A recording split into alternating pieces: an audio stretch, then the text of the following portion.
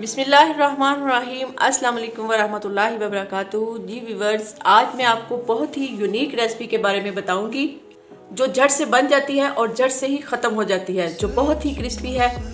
जब भी कोई मेहमान आ जाए या खाली चाय पीने को दिल ना चाहे तो इसको चाय के साथ ज़रूर ट्राई कीजिएगा। यकीनन आपको नींबू और लेस से ज़्यादा मज़ा आएगा। इसको बनाने के लिए अपनी वीडियो स्टार्ट करते हैं। वीडियो स्टार्ट करने से पहले आपसे छोटी सी गुजारिश है कि आप हमारी वीडियो को लाइक और शेयर ज़रूर कर दें। अगर आप हमारे चैनल पर नए हैं तो चैनल को सब्सक्राइब ज़रूर कर दें। यूनिक रेसिपी बनाने के लिए मैंने 1 कटोरी पॉपकॉर्न लिए हैं। अब हम एक बड़े बाउल में एक अंडा डालेंगे, 1 चुटकी इसमें काली मिर्च डालेंगे, हाफ चुटकी इसमें नमक डालेंगे। जितनी काली मिर्च डालनी है उससे हाफ हमने इसमें नमक डालना है, क्योंकि पॉपकॉर्न पहले ही बहुत नमकीन होते हैं। 1 टीस्पून इसमें बेसन डालेंगे। अंडे को हम अच्छी तरह से फेंट लेंगे।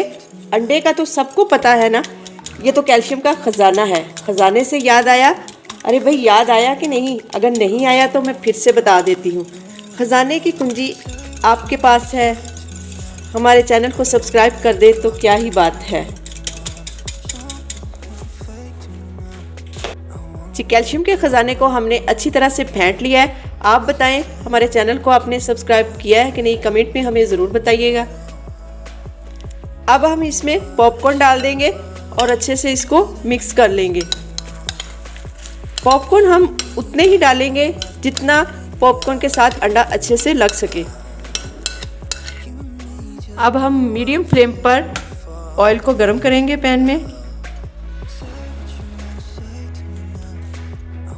ऑयल गर्म होने के बाद हम फ्लेम को थोड़ा और कम कर देंगे और पॉपकॉर्न इसमें डाल देंगे।